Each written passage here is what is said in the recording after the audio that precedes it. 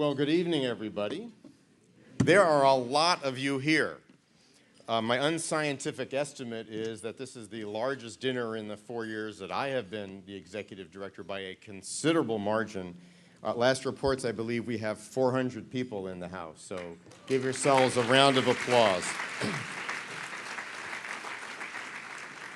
As I welcome you to our 35th annual dinner, I just want to tell you, in my experience, there is nothing like a Pat Brown Institute dinner. And in my job, I go to a lot of dinners, trust me. It's a chance to talk, to learn, to engage, to schmooze, and people astonishingly seem to pay attention to what is going on at the event, which we're very proud of and feel that that's important. Thanks for joining us, and you should join the conversation on our hashtag on the program, which is all about California leads on climate change. That conversation seems to be going on everywhere. I have so many people to thank and so many types of supports that we've got, but I have to start with our university leaders, especially President Bill Covino, who from the day he arrived at Cal State LA has championed this institute unstintingly. In fact, I think that one of his first meetings when he arrived was to come and meet with us over at the Pat Brown Institute, has worked with us in the community, and between you and me has suggested some of our best ideas for forums.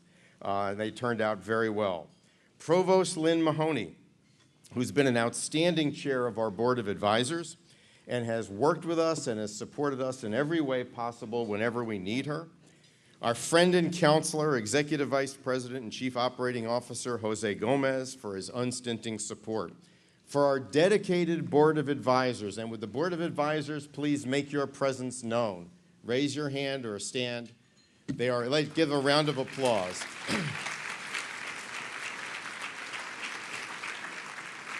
They really are our advisors. Our terrific dinner committee, which, by the way, in my experience, is the best dinner committee we've ever had, as shown by your presence in this room. Our dinner volunteers tonight, who I know you saw as you came in, which is a mixture of our staff and volunteers, very professional and very helpful. Our consultants, and of course, our dedicated and capable staff. We have I think, remarkable group of staff people who work tirelessly for the Institute. We also thank our many Cal State LA colleagues who are here in force this evening. The vice presidents, the deans, the faculty, the staff, and the students, who are always on our side and always interested in what we do and always ready to partner. And in particular, our close working relationship with the Advancement Office and Communications and Public Affairs has really done a lot to help our work.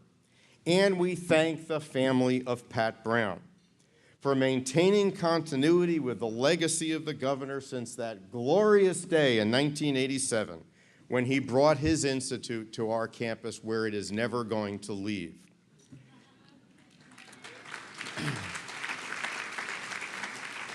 We're not letting it go. Sasha Rice, who is sitting right here, and Sasha, would you just be acknowledged, is the granddaughter of Governor Pat Brown, a wonderfully talented movie maker and activist, but one of our best board members, and has donated copies of her movie about Pat Brown to all of the presenters and honorees this evening. I think that's a very wonderful gift for you to have done. And we thank you, the supporters of our dinner, because the university provides our core administrative funding, which is a wonderful thing to be able to say when you're going out and talking to people.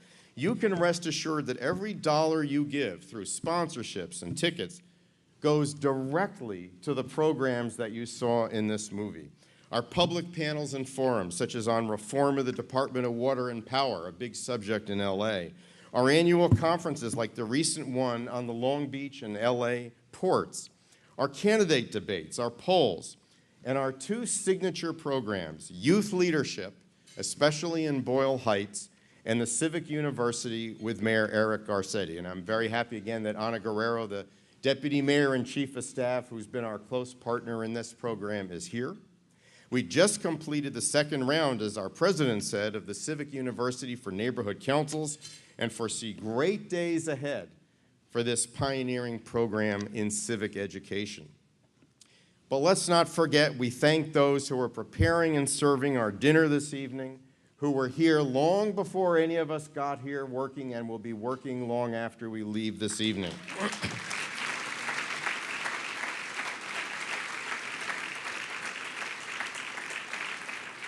And we particularly note Olivia Manzo, the Biltmore's award-winning now director of catering, the winner of a recent very important award in her field.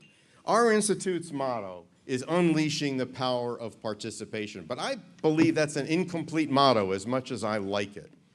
And I'm very happy that our university, to borrow a phrase from a movie, has completed us with another phrase, another motto, which is called pushing boundaries. And it has occurred to me how related those two are. Because without imagining that we can achieve what seems impossible, without pushing boundaries, we will never truly unleash the power of participation. Persuading people to vote is really not enough. It is inspiration, making what seems impossible into a practical reality that will turn the tide. And we must learn to celebrate vigorous and effective public policy when it actually happens. Government faces a performance test every single day in our country, and the grading is so tough that it is almost impossible to succeed. Failure is dutifully, indeed enthusiastically noted, and success is taken for granted or ignored. Now look, we give participation trophies for our kids for showing up at the soccer league, but we neglect to celebrate the actual success of our democratic institutions. Think of the people who show up every day unappreciated to get the work of our society done. The task of building and sustaining a public policy for our nation that addresses our problems falls to each generation. Can we dispense with one myth? There never was a greatest generation. I know it was a good book. But I've imagined a cartoon called The Greatest Generation as Teenagers. Kid lying around, the parents are calling them sloppy and irresponsible, saying they don't appreciate the value of $1 and are a big disappointment compared to other people's kids.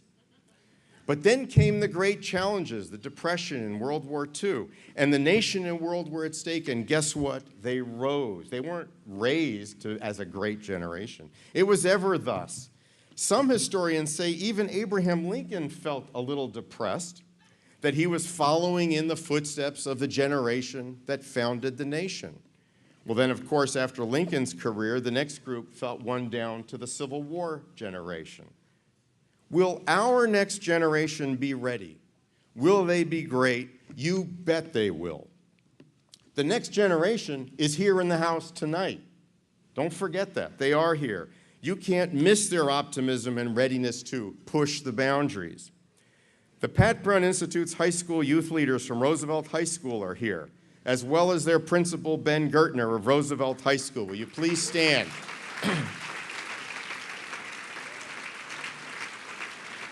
And a second group of Roosevelt High School students are here. Will you please stand, wherever you are located? From Cal State LA, we have the Dreamers who are here.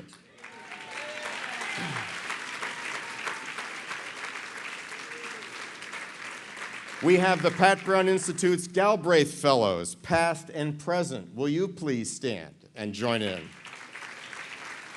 And my God, half of our staff is students at Cal State LA. Will you all stand and take a break from everything you're doing? And well, let's hear it for the next generation. Now, we can't just hand them the keys to the car and head off to the beach. It's up to us to help them connect, to fight the belief that nothing can be done. We can't let them get lost in the fluff of what we hear in political campaigns about this happened and this person and that person, because we should think about Eleanor Roosevelt's words. Great minds discuss ideas. Average minds discuss events. Small minds discuss people. Let's be about that. Let's not tell them that, let's show them that. That's what we are doing tonight. We are showing that when you engage in the battle of ideas, you're playing in Eleanor Roosevelt's ballpark, not in the ballpark that all the rest of us often end up getting trapped in. This year, the Pat Brown Institute at Cal State LA shows and celebrates the cutting-edge role that California has played in generating new public policies worldwide as we fight to save our planet. It may seem overwhelming, it may seem even impossible to save the planet, but that is a challenge worthy of a whole generation's imagination.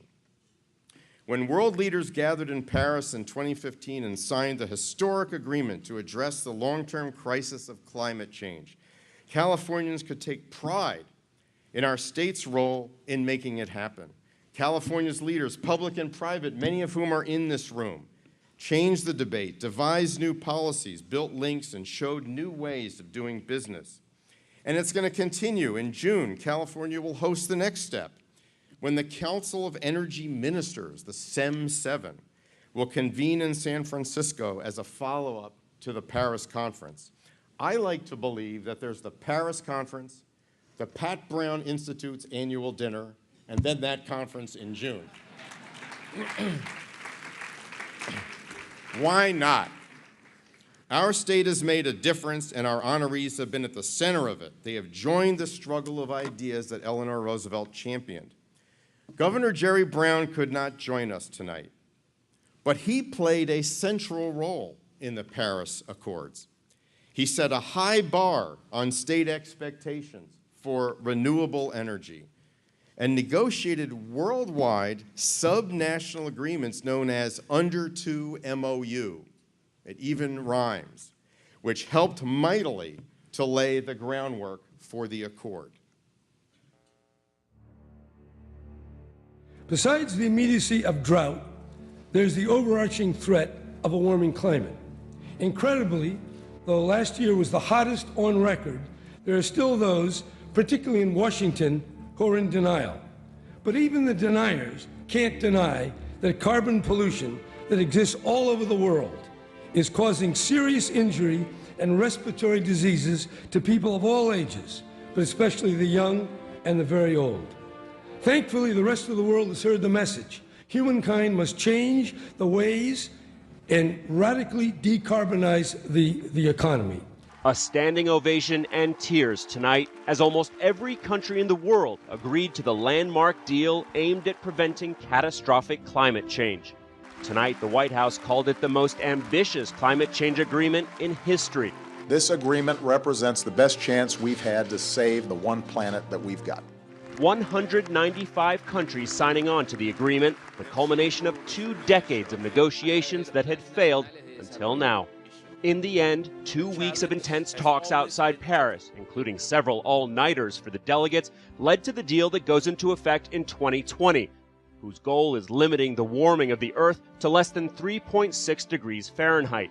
Each country came up with a plan to reduce their greenhouse gas emissions and will be required to publicly report them. We've reached an agreement here that is the strongest, most ambitious global climate change agreement ever negotiated. Climate scientists agree that global warming won't end because of this deal, and while some are saying it falls short, it's being celebrated around the world as a momentous breakthrough. The Paris Climate Agreement was a breakthrough, and California was there, leading the way.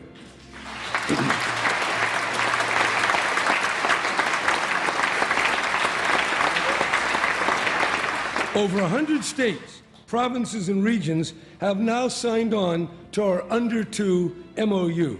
The goal is to bring per capita greenhouse gases down to 2 tons per person. That will take decades and vast innovation. But with Senate Bill 350, we're on our way.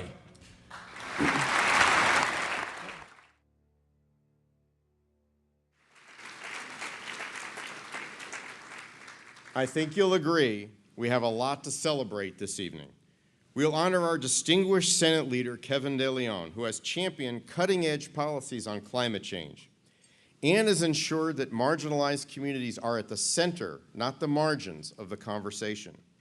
He will speak to us about the challenge of climate change as he sees it.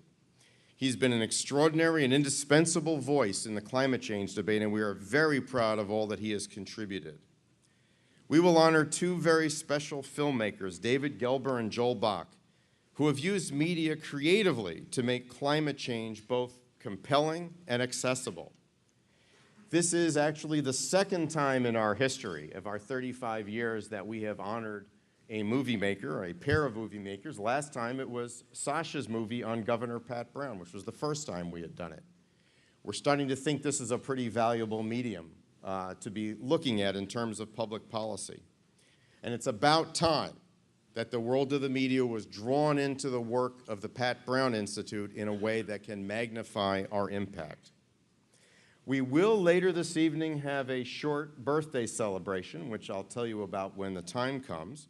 We'll give away the flowers. And until then, momentarily I'll be able to say, and you'll be told to eat, talk, and enjoy this special evening.